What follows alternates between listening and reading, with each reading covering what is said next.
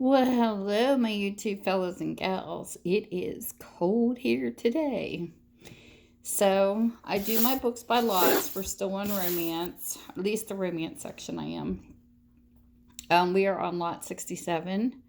And if you want to get a hold of me, if you're interested in this lot, you can get a hold of me through TammysMakeupTraits@gmail.com or Minda's Bookstore and more on Facebook. And everything will be in the description below. And you let me know if you're interested in the lots. Any of these. It's 10 books for $2, and I posted in my Etsy, and then I can link the Etsy store back. You can check out as guest if you don't want to register or whatever, but that's where I do all my online web business. So this is the first book in lot 67. This is called Ecstasy's Empire by Gimone Hall. It is a 1980 copyright. And this is what the book is about. From the bitter hardships of Valley Forge, where an outlaw's kiss bred an exquisite young Emilie Andrews is a traitor for her upbringing and country and woke her to burning needs, to the glittering court of St. Petersburg, where Catherine the Great ruled an army of warriors and legion of lovers, and Emilie discovered the power of her body and weakness of her flesh, to the ultimate glory and corruption of Venice, where illicit passion and evil intrigue were a way of life, and Emilie entered an inferno of doubt and fear as the man she adored became her enemy and the man she dreaded demanded her surrender. And this is what the book looks like. It's a nice thick one. And that is book number 1. Book number 2. This is called Forevermore, wrote by Rebecca Sinclair. It is a 1995 copyright. It's got some rating in it. It's what the book looks like. And this is what it's about. Excuse me. Followed. Hannah Claiborne was a woman on the run. She knew that stealing the valuable bond was wrong, but she'd been desperate to escape a dangerous Denver tycoon. Now she felt a shiver of fear and desire as a tall, dangerous-looking man shouted her down the Sacramento street. Found. Clint Murdoch was a private investigator who always got his man. One woman. Trouble was, he found it hard to imagine his lovely, red-headed quarry as a thief. She was an earth angel who could bring a taste of heaven to his unrepentant soul and a lifetime of love to his cold, aching heart. So there is book number 2. Looks like a good one. Okay. Book number 3. This is Now Comes the Spring by Andrea Edwards. It's a 1983 copyright. It's got some white out in it, some age pages, what it looks like, and this is what it's about. Awakening of Love. He was the surly, tough-talking star reporter. She was a warm and outgoing, a creative photographer. Josh Rettinger and Tracy Monroe could have been less alike. Yet as they worked side by side on the latest news stories, their friendship blossomed. When Josh asked her to pose as his fiancée because he couldn't face Christmas and his family alone, Tracy agreed to play the part. But the romance play acting soon became more than make-believe. For Josh, the closeness of his fiancée filled him with an unexpected desire. Tracy found herself falling deeply in love. She knew Josh's icy facade hid a heart that had been cruelly hurt, and she knew just as surely as she loved him with a passion that would awaken him to love. So there you go, book number 3. This sounds like a nice lot. Book number 4.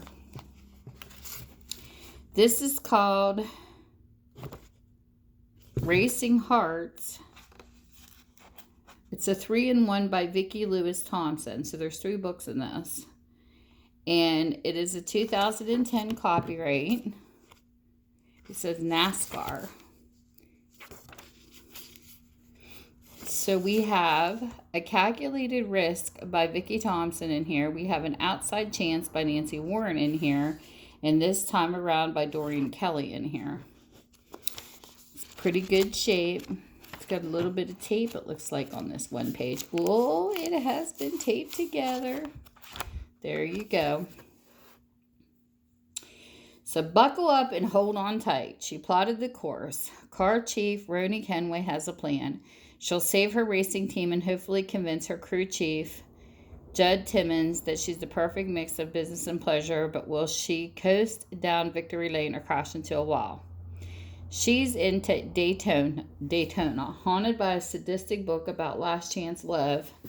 Lucy Vanderwall hopes a trip to Daytona will end with love, but when she discovers her last chance guy is a lemon, Lucy meets rookie driver Sawyer Patton and learns even a late starter can be a winner.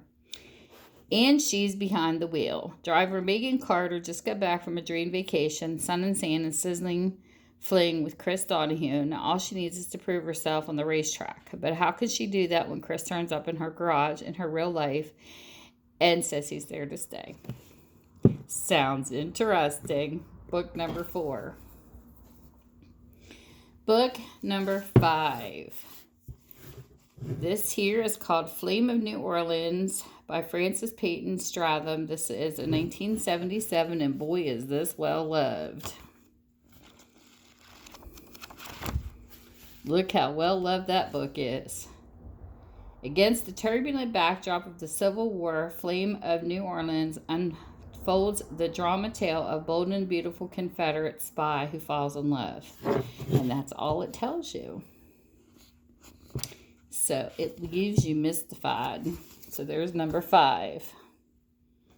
Book number 6. The Annulment by Ronald Rubin. This is what the book looks like. It's got a little hole punch in it, some writing on it. But the story's there. This is what it's about.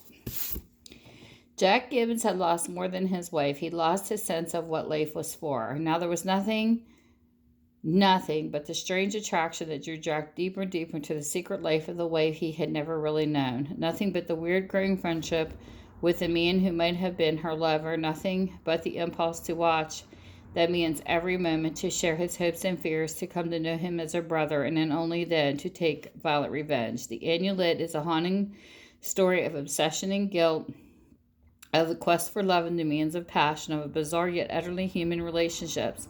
Its relentless suspense will keep you turning pages right up to the shattering climax. Ooh, we have a little bit of intrigue. Number 6. Book number 7. Now this here, these are silhouettes, but these were like a set that the list was in here. This is Men Made in America, and it must be, I think this is different states. So, this would be number 18, and it's like all separate stories of men in different states. So, this looks like Louisiana. This is Bayou Midnight by Emilie Richards. It's a 1987 copyright. Yep, it says Louisiana. So, this is what the book looks like. And this is what it's about. Detective Sergeant Sam Long thrived with obstacles, but the secret of a little girl's mind were too challenging to battle alone. Psychologist Antoinette Devereaux was everything Sam distrusted. Warm, sensitive, beautiful, but she held the keys to his murder investigation. Through dark New Orleans streets along the murky stretches of Bayou Midnight, Sam battled time to find a man bent on destruction and to find a true home in Antoinette's heart. So there you go. Made in America. The next one is another one. This one here is called Pros and Cons by Bethany Campbell. It's in 1987. And this is Men Made in America. This is Pros and Cons, Massachusetts. That's what the book looks like. And this is what it's about. Eli Holder's first case of the day was nothing but trouble. A woman with a major problem involving a group of swindling bastards. For Ellie, once known as the king of con men, the job had a certain appeal, while the prim and proper Miss P.J. Fitzjames Jr. definitely did not. By the time the caper was over, Eli had a problem of his own, because after one night in the arms of a woman like Jr., he was thinking about giving up his con games for good. So there is book number 8. Book number 9, and I do believe one of these was in the last, but there's 2 in this one. This is a set of books. I don't have the whole set, but they're individual stories too. This is called Whirlwind Romance by Nancy Martin. It is a 1992 copyright. It's a little bit of writing. It's what the book looks like. And this is what it's about.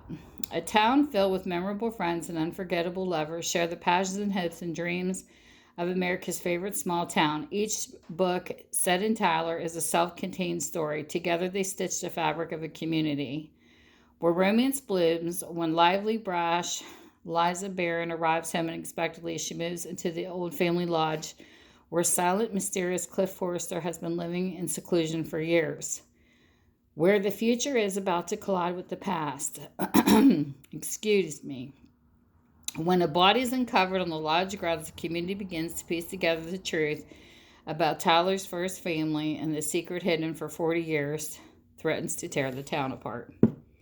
So there is book A, number 9. And then the last but not least, this is book B.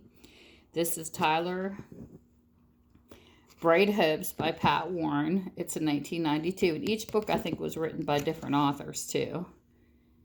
And this is what the book looks like. And this is what it's about. Set in the bleachers to catch up on the latest gossip, share the passions and pastimes of your favorite hometown. Each set in Tyler's self-contained story. The hometown hero and the lady coach. Patrick Kelsey, Tyler's former all-star, is not impressed to learn that Tyler High's new football coach is a woman, but Pam Casals isn't what Patrick expects. Can they create a winning team? Pam's bright, vivacious, and dedicated. Her infectious enthusiasm inspires everyone around her. Yet when Patrick tries to get close to her, she backs off. Patrick begins to wonder if there's something important Pam isn't telling him. So there is book number 10. And whatever time zone you're in, I hope you're having a great time. And I will see you soon. Thank you for stopping by my channel and watching and commenting. Bye.